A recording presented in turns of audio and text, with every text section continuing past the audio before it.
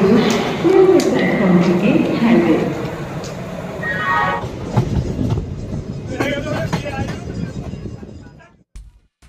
সমুদ্র আর sea beach তো অনেক হলো, এবার না হয় ফর এ চেঞ্জ একটু অন্যরকম জায়গায় যাওয়া যাক। এবারে আমাদের গন্তব্য পশ্চিম বর্ধমান জেলা, যেখানে পশ্চিমবঙ্গ এবং ঝাড়খণ্ডের সীমা নির্ধারণ করেছে মাইথন ড্যাম। মূল আকর্ষণ ডিভিসি দ্বারা পরিচালিত এই বিশাল জলাধারে সূর্যাস্ত বা সূর্যোদয়ের সময় বোটিং। শুধু তাই নয়, এখান থেকে 6 কিলোমিটার দূরে রয়েছে ডিভিসির আরেকটা ড্যাম পাঞ্চেত, রয়েছে পাঞ্চেত পাহাড় আর গড়পঞ্চকোটের পঞ্চরত্ন মন্দির, আর সবশেষে মাইথন নাম যেখান থেকে এসেছে সেই মাইকা থান কল্যাণেশ্বরী মন্দির। আর এই সব কিছুই আপনি ঘুরে নিতে পারেন 1 নাইট 2 ডেজ মাইথন ট্যুরে। গুড মর্নিং, এখন বাজে সকাল 6টা। আমরা এসে পৌঁছেছি হাওড়া স্টেশন। আমাদের train black diamond express 6:15 Howrah স্টেশনের খুব সম্ভবত 8 নম্বর প্ল্যাটফর্ম থেকে। মাইথনের নিয়ারেস্ট স্টেশন বরাকর বা কুমারডুবি, কিন্তু সেখানে খুব কম ট্রেন থামার জন্য আপনারা সারাদিনে যে কোনো ট্রেন ধরে আসানসোল পৌঁছে সেখান থেকেও বাসে করে যেতে পারেন। দাঁড়িয়ে আছে ডান দিকে ব্ল্যাক ডায়মন্ড, আমাদের কোচ নাম্বার D1 সেকেন্ড সিটিংয়ে যাচ্ছে এবারে। ব্ল্যাক ডায়মন্ড এক্সপ্রেস ছাড়াও coalfield express, Doon express, Jammu Tawi express, Shaktipunj express এরকম বেশ কয়েকটি ট্রেন বরাকরে থামে। সময় লাগবে হাওড়া থেকে মোটামুটি 4 থেকে 4.5 ঘন্টা মতো। এছাড়া ধর্মতলা থেকে এসি এবং নন এসি প্রচুর বাস আসানসোল পর্যন্ত রোজ অ্যাভেলেবেল আছে। 10:20 এখন বরাকর আমাদের নেমে যাওয়ার কথা ছিল, এখন সবে এসে পৌঁছল আসানসোল, মানে আধ ঘন্টারও বেশি লেট ট্রেন। হয়তো প্ল্যান কিছু অল্টার হতে পারে, সেটা নেমে বোঝা যাবে। ট্রেনটা 6:15 ছেড়েছিল, বরাকরে পৌঁছানোর কথা ছিল 10:10, ঢুকলো 11:10, 1 ঘন্টা লেট। আসলে সামনে লাইনে কোনো মালগাড়ি বোধহয় ডিরেল্ড হয়ে গেছে ওই জন্য। দেখুন, এখানে আসার জন্য বরাকরের জন্য তো কিছু ট্রেন আছে, সব ট্রেন দাঁড়ায় না, তাছাড়া আসানসোলে প্রচুর ট্রেন আছে। আসানসোল থেকে মাইথন 40-45 কিলোমিটার বাস পাওয়া যায়। তাছাড়া ধর্মতলা থেকে কিন্তু রেগুলার বেসিসে বাস যায়, ভলভো এবং নর্মাল বাস। আর বাই রোড ডিস্টেন্স হচ্ছে এমনি যদি ড্রাইভ করে আসেন 240 কিলোমিটার।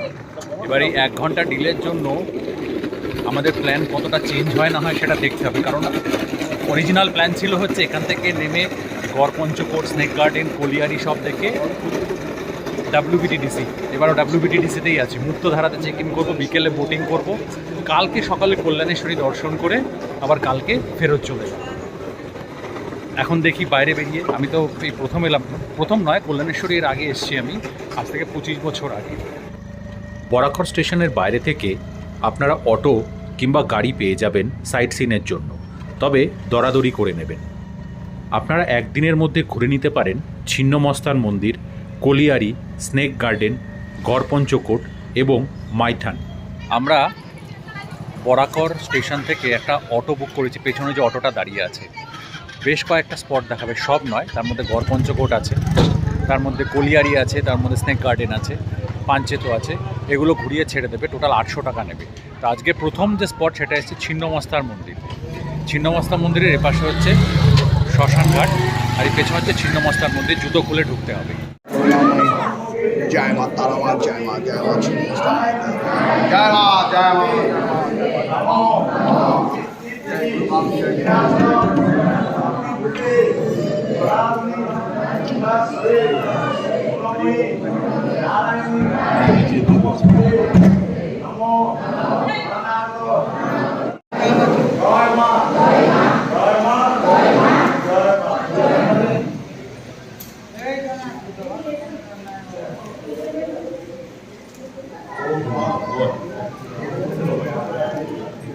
মন্দিরের জাস্ট পেছনেই আছে হচ্ছে দামোদর নদ। এই একটা শ্মশান, তো ওই জন্য আর ভেতর দিকে নামছি না, আসলে পুরনো শ্মশানটা ছিল এখানে। এই হলো মা ছিন্নমস্তার মন্দির। ছিন্নমস্তা মন্দির দর্শনের পর পরবর্তী গন্তব্য ছিল গড়পঞ্চকোট। আসলে সেদিন আমাদের সাইট সিনের লিস্টে কলিয়ারি এবং স্নেক গার্ডেনও ছিল, কিন্তু অসহ্য গরমের জন্য সেই প্ল্যান আমাদের ক্যান্সেল করতে হয়। আজকের দ্বিতীয় সাইট সিন স্পট হলো গড় পঞ্চকোট। বরাকর থেকে টোটাল 22 কিলোমিটার দূর। এখন বাজে 1:45। গ্রীষ্মের দাবদাহে অবস্থা খুব খারাপ, তবুও এসেছি। এই জায়গাটা সত্যি খুব সুন্দর, যদিও পুরো ভাঙাচোরা একটাই রাস মন্দির আছে, আর সামনে কিছু ভাঙা জায়গা আছে, মানে ভাঙা মন্দির আছে আর কি, সেগুলোই দেখতে এসছি। সেটাই ঘুরে দেখা যাক। পুরুলিয়া জেলার পঞ্চকোট পাহাড়ের পাদদেশে অবস্থিত পঞ্চকোট প্রাসাদের ধ্বংসাবশেষের নাম গড় পঞ্চকোট। একদা মানভূম অঞ্চলের একটি জমিদারির নাম ছিল পঞ্চকোট বা পাঞ্চেত। ঐতিহাসিক জোসেফ বেগলারের মতে পাহাড়ের ওপরে 5টি দুর্গ নির্মাণের ফলেই এই নামের সৃষ্টি। নানাবিধ ইটের সমন্বয়ে গঠিত এবং পরিখায় বেষ্টিত এই দুর্গের আয়তন ছিল 12 বর্গ মাইল। তবে বর্তমানে না আছে সেই দুর্গ, না আছে পরিখা, শুধু বেঁচে আছে পঞ্চরত্ন মন্দিরের মধ্যে এই রাস মন্দিরটি, যা পর্যটকেরা দেখতে আসেন।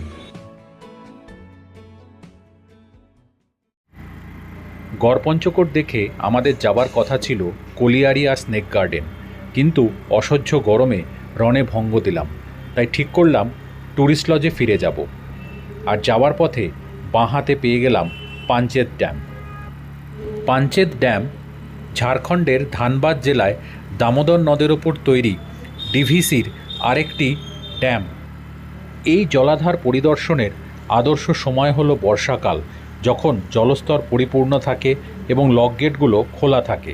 একটা জিনিস কিন্তু বলবো, প্রথম কথা হচ্ছে এই রিজিয়নটা মানে আসানসোল, মাইথন, পাঞ্চেত, গড় পঞ্চকোট গরমকালটা অ্যাভয়েড করবেন।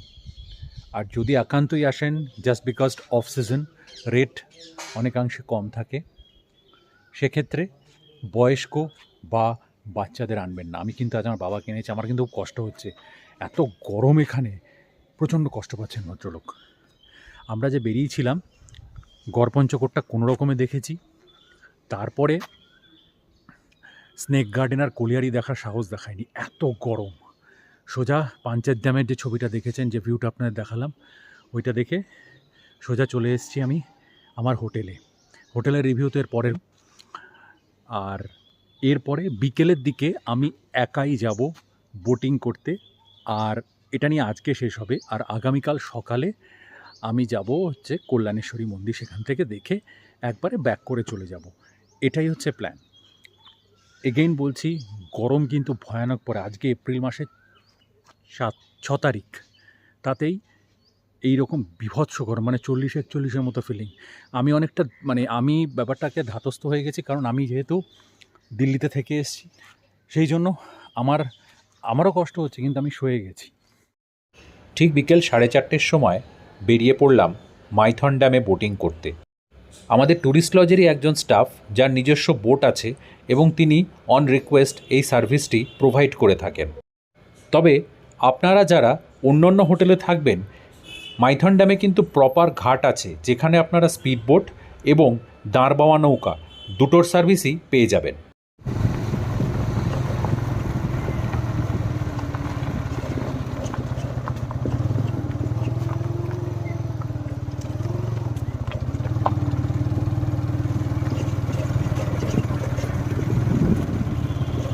পেছনে ছেড়ে এলাম স্পিডবোটের পয়েন্ট, যেখানে কিন্তু আপনারা স্পিডবোট রাইড করতে পারেন। তো স্পিডবোটের কিছু সমস্যা আছে। সবথেকে বড় স্পিডবোটের সমস্যা হচ্ছে যে স্পিডবোট কিন্তু আপনাকে কোনো আইল্যান্ডে নিয়ে যাবে না, এটাই কিন্তু আইল্যান্ডে নিয়ে যাবে। সবুজ দ্বীপ না কী দ্বীপ বলে সেটা জেনে নিচ্ছি। ওখানে রেট বিভিন্ন রকম আছে। 10 মিনিট আছে, মানে ছোটো বোট যদি হয় 10 মিনিট 600 টাকা, একটু বড় হলে 1200 টাকা। মানে ওতে না মজা নেই অ্যাকচুয়ালি। এইগুলোতে করে, যেমন এই আমি যেটা যাবো একটা মানে চাপ্পু চালানো শিকারা টাইপের আর কি, সেটাতে করে কিন্তু মজা আছে। আর পরিবেশটা এখানে খুব সুন্দর, একবার পরিবেশটা দেখুন।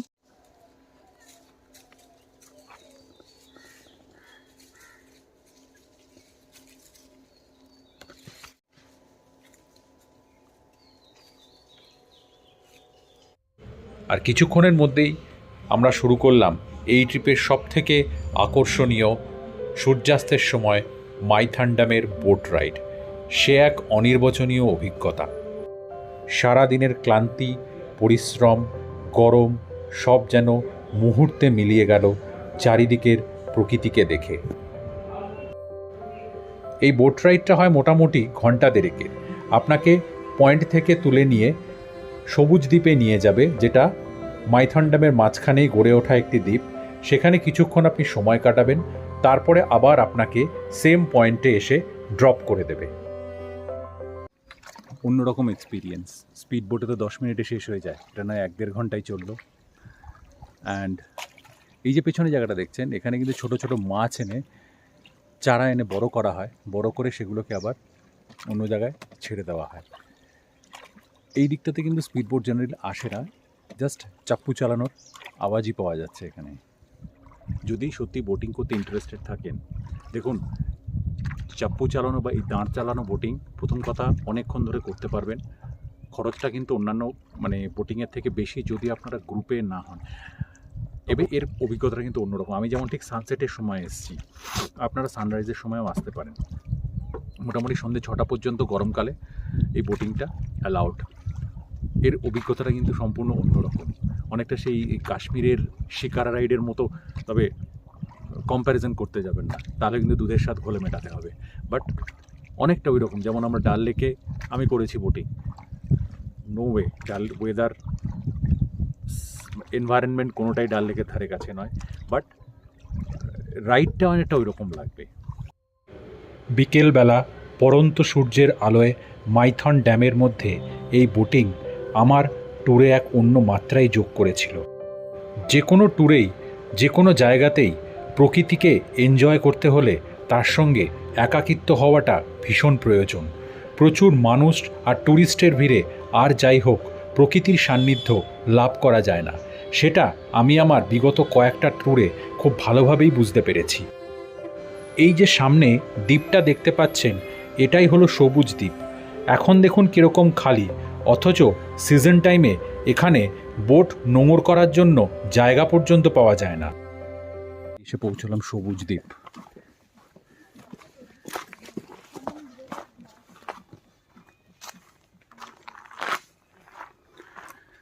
মাইথন ড্যামে, দামোদরের ওপর যে ড্যাম, তার মাঝখানে তৈরি হওয়া একটা সুন্দর ছোট্ট দ্বীপ। এটাকে অ্যাকচুয়ালি আগে সুন্দর পার্ক বানানো হয়েছিল, কিন্তু সেই পার্কের বিউটি এখন নষ্ট হয়ে গেছে। যদি ওপরে ওঠার চেষ্টা করছি, দেখি ওপর থেকে কেমন লাগে পুরো ব্যাপারটা।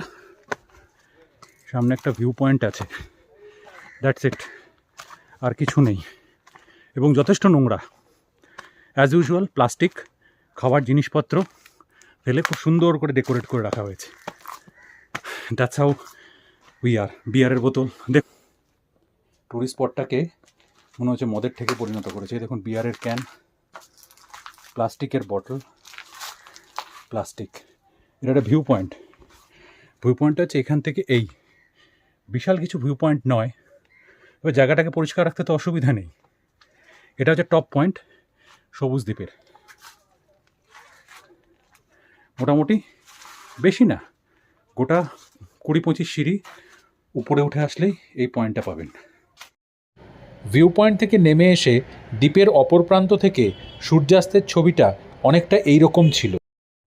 যতদিন ধরে আমি ব্লগিং করছি, এই রকম সুন্দর সিনেম্যাটিক শট আমি বোধহয় এর আগে কোনো দিন পাইনি। কিছু লোক এসেছে বটে, তবে তবুও যথেষ্ট শান্ত। পেছনটা দেখুন, এটা হচ্ছে সানসেট পয়েন্ট, সানরাইজ পয়েন্ট, তার মানে উল্টো দিকে। লোকে ওদিক দিয়ে পালিয়ে যাচ্ছে, আমি একটু এপাশ দিয়ে কেরামতি করে দেখি। যেখান দিয়ে লোকজন এসে ফিরে যাচ্ছিল, ওখানে আসলে একটা গাছের ডাল বেঁকে এসেছিল। ওই বেঁকা গাছের ডালটাকে টপকে আসতে পারলে পরেই সুন্দর এসে যাওয়া যায়। দেখুন এখানে এই তারকাঁটা দেখতে পাচ্ছেন, তারকাঁটার মাঝে সরু হাঁটার রাস্তা আছে, একটু দেখে শুনে হাঁটতে হবে। হাঁটতে বেশ ভালো লাগবে। এদিকে হচ্ছে পুরো ড্যাম, সানসেট হচ্ছে, আর আপনাকে এরকম উঁচু নিচু পথ দিয়ে হেঁটে আর একটা পয়েন্টে যেতে হবে। তবে এবার উপরে উঠে যেতে হবে।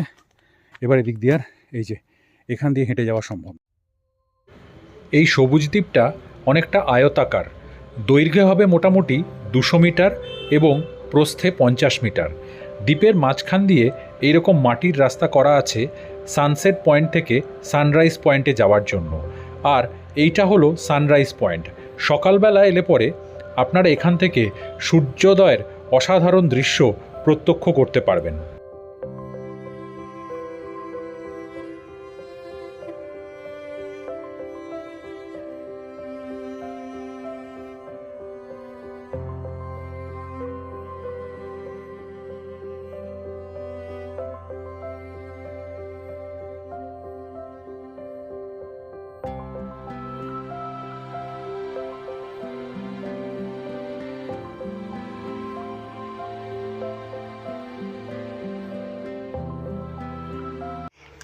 এই ছিল সবুজ দ্বীপ। এই টোটাল বোট ট্রিপটা হচ্ছে 1.5 আওয়ার্সের। আপনার থেকে নেবে 1000 রুপিস। সেটা আপনারা যদি একজন থাকেন, এখানে খুব সম্ভবত ম্যাক্সিমাম 6 জনকে অ্যাকোমোডেট করা যায়। 1.5 ঘন্টায় 6 জন যদি হয় আপনার 1000 টাকা, কত 150 টাকা করে পড়ছে। খুব বেশি কি? আমার তো মনে হয় না। এখন আমরা ব্যাক করব। সবুজ দ্বীপ দেখে আমরা যখন ফেরার পথ ধরলাম, তখন সূর্য পশ্চিম আকাশে সম্পূর্ণ ঢলে পড়েছে। আর গোধূলি লগ্নে সূর্যের লাল আভা মাইথন ড্যামের জলে প্রতিফলিত হয়ে যে নৈসর্গিক দৃশ্যের সৃষ্টি করেছিল, তা দেখতে অনেকটা এই রকম ছিল। এই নৈসর্গিক দৃশ্য মুহূর্তের মধ্যে আপনার সারা দিনের ক্লান্তি ঘুচিয়ে দেবে।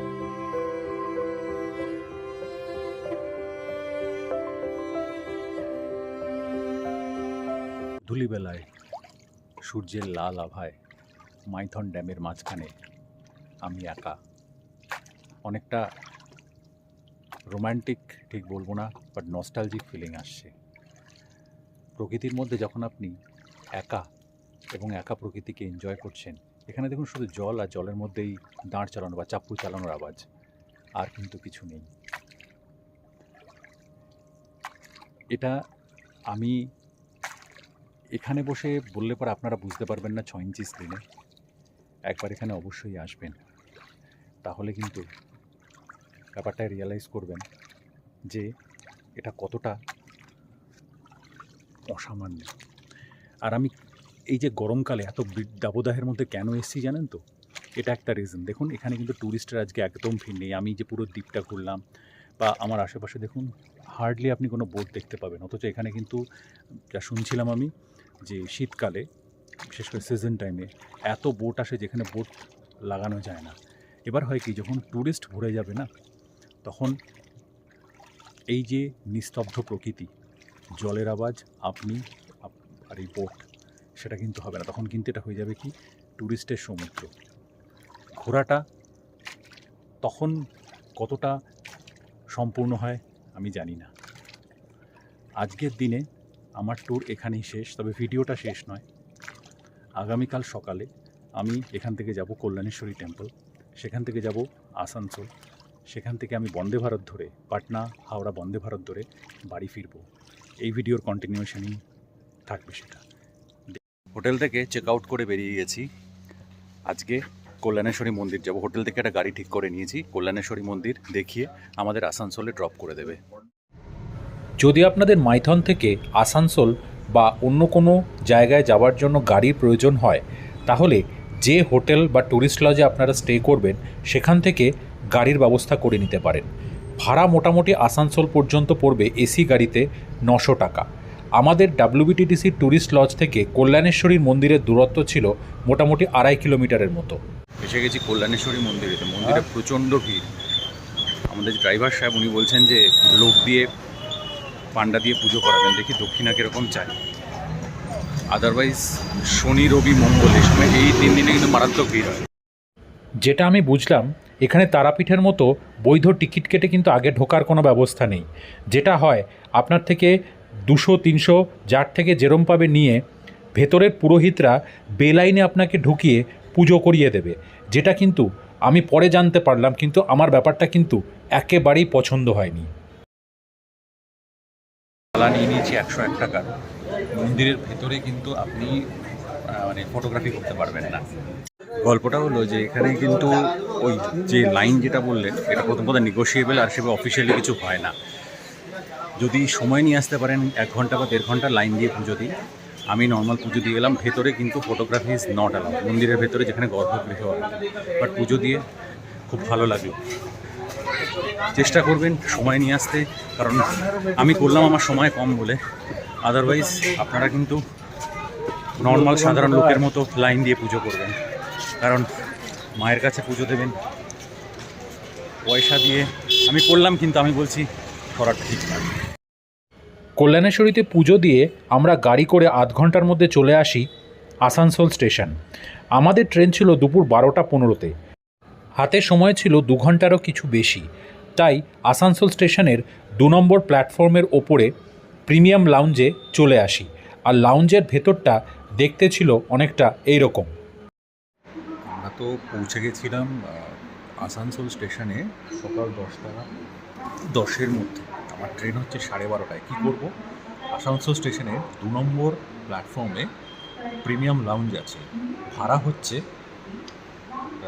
যেটা সোফা, যে সোফায় আমি বসে আছি, এটা হচ্ছে 30 টাকা পার ঘন্টা।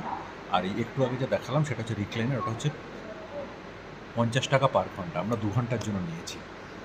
এখানে ওয়াশরুম আছে, ওয়াইফাই আছে, এই বেসিক ফেসিলিটিসগুলো আছে। পাশে একটা ছোট শপ আছে, মানে ওই চা কফি টুকটাক ওইসব জিনিস আপনারা কিনে খেতে পারেন। Otherwise AC waiting room. বাইরে যে অসহ্য গরম, এখানে বসাটা খুব দরকার ছিল, মানে এটা খুব দরকার ছিল। এছাড়াও জনআহারের পাশে একটা নর্মাল লাউঞ্জও আছে, যেটা 5 নম্বর প্ল্যাটফর্ম। আমাদের ট্রেন জেনারেলি 5 নম্বর প্ল্যাটফর্মে যাবে, তো সেই জন্য 2 ঘন্টার জন্য এটা বুক করে নিয়েছি। আসানসোল স্টেশনের 5 নম্বর প্ল্যাটফর্মে আসছে পাটনা হাওড়া বন্দে ভারত এক্সপ্রেস। আমাদের কোচ নম্বর C789। এই বন্দে ভারত এক্সপ্রেসে আসানসোল থেকে হাওড়া পর্যন্ত ভাড়া হচ্ছে পার হেড 825 টাকা, ইনক্লুসিভ অফ ফুড। এটা আমার প্রথম বন্দে ভারত জার্নি। অবশ্য এরপরে পরপর অনেকগুলো বন্দে ভারতের জার্নি আছে আমার, যেগুলো সবগুলো আপনাদের সঙ্গে আমি শেয়ার করব। এখন নিচে নামছি, জাস্ট ট্রেনের অ্যানাউন্সমেন্ট হলো।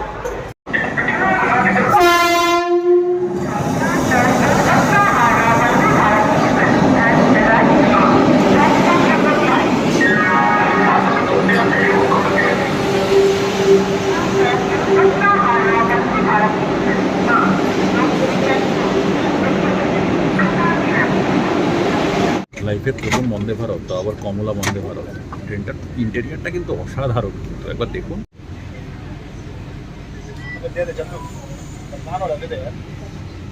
প্রথমত সিটের কালারগুলো নীল নয়, এখানে কমলা। এখানে আছে আপনার এই খাবারে রাখার জন্য, নিচে আছে ফুড রেস্ট, আর এই হলো বটল হোল্ডার, আর এই নিচে আছে চার্জিং পয়েন্ট। এই যে এইখানে চার্জিং। ঠিক 12:18 রাইট টাইমে বন্দে ভারত ছেড়ে দিল আসানসোল স্টেশন। আসানসোল থেকে হাওড়ার মধ্যে এই ডিস্টেন্সের মধ্যে মাত্র একটাই স্টপেজ আছে এখানে এদের এই বন্দে ভারতে, সেটা হচ্ছে দুর্গাপুর, তারপরে হচ্ছে হাওড়া। পাটনা হাওড়া বন্দে ভারতের আসানসোল থেকে 12:18 ছেড়ে হাওড়া পৌঁছানোর সঠিক সময় হলো দুপুর 2:35। ট্রেন ছাড়ার 10 মিনিটের মধ্যে দিয়ে দিল 500 ml জলের বোতল। 1 লিটার থেকে 500 ml হয়ে গেছে। লাঞ্চের মধ্যে ইনক্লুডেড আছে যতদূর আমার মনে হয়। এই ট্রেনটা মানে বন্দে ভারত হচ্ছে ভারতের প্রিমিয়াম ট্রেন, তাই তো? ভাড়া বেশি। রেলওয়েজের সঙ্গে সঙ্গে আমাদেরও বোধহয় একটা দায়িত্ব আছে যে এই ট্রেনটাকে পরিষ্কার পরিচ্ছন্ন রাখা। এখানে আমি দেখছি সিটের মধ্যে, সিটের পাশে, সিটের তলায় নিউজ পেপার, খালি ওয়াটার বটল, যেগুলো রেল প্রোভাইড করে, প্লাস পার্সোনালি কিছু নিয়ে এসেছিলো খাবার দাবার, তার ঠোঙা, এগুলো ফেলে রেখে দিয়েছে। এটা তো আমাদের asset Vande Bharat, make in India. তো একে বোধহয় পরিষ্কার পরিচ্ছন্ন রাখার দায়িত্ব রেলওয়েজের সঙ্গে আমাদেরও কিছুটা বর্তায়। আইআরসিটিসির খাওয়ার কোয়ালিটি নিয়ে যত কম বলা যায় তত ভালো। ভেজে ছিল জিরা রাইস, ডাল, পনির, ভাজা, মিষ্টি আর মিষ্টি দই। নন ভেজে পনিরের জায়গাতে ছিল শুধু চিকেন। এই যে মিষ্টি দইটা ছিল, একটা প্লেটে মিষ্টি দইটা আবার পচে গন্ধ বেরোচ্ছিল। ভাবুন, বন্দে ভারতের মতো প্রিমিয়াম ট্রেনেরও খাবার কন্ডিশন এই। বন্দে ভারতের খাবার কোয়ালিটি এখানেও কিন্তু খুব একটা স্যাটিসফ্যাক্টরি নয়, সত্যি কথা বলছি। বাবাকে যে মিষ্টি দইটা দিয়েছিল, পচা গন্ধ বেরোচ্ছিল। বাকি খাবার, ভাত, ডাল, চিকেন বলুন বা পনির বলুন, খুবই অ্যাভারেজ। আর আরেকটা জিনিস যেটা সেটা হচ্ছে যে একটা রুটি বা পরোটা দেয় একবারে পুরো পাঁপড়ের মতো শক্ত। খাবার কোয়ালিটি ভীষণই অ্যাভারেজ। আদারওয়াইজ এমনি টাইমলিনেস এখনও টাইমেই চলছে, 2:35-এ ঢোকার টাইম, এই জাস্ট বর্ধমান ক্রস করলো ট্রেন। ঘড়ির কাঁটায় সময় দুপুর 2:27, ট্রেন ঢুকছে হাওড়া স্টেশন। আমার রাইট টাইম ছিল 2:35, তো লিটারেলি ট্রেন বিফোর টাইম। এটা আমার first Vande Bharat express journey. Experience was very nice. Food quality অবশ্যই ফিডব্যাক আছে, নট হ্যাপি। আদারওয়াইজ বন্দে ভারতের টাইমলিনেস এবং কমফর্ট ইজ কমেন্ডেবল। ক্লিনলিনেস নিয়ে আমি একা রেলওয়েজের ওপর রেসপন্সিবিলিটি দিলে ভুল হবে, সেটা আমাদের সবার, ইটস এ কালেকটিভ রেসপন্সিবিলিটি। আমার মাইথন ট্রাভেল সিরিজটা আমি এখানেই শেষ করছি। পরবর্তী ট্রাভেল ব্লগ আসবে খুব শিগগিরই। ততদিন ভালো থাকবেন, সুস্থ থাকবেন। আর ভিডিওটা ভালো লাগলে লাইক করতে ভুলবেন না, শেয়ার করতে ভুলবেন না। আর চ্যানেলে নতুন হলে please subscribe. Thank you so much and keep travelling. By.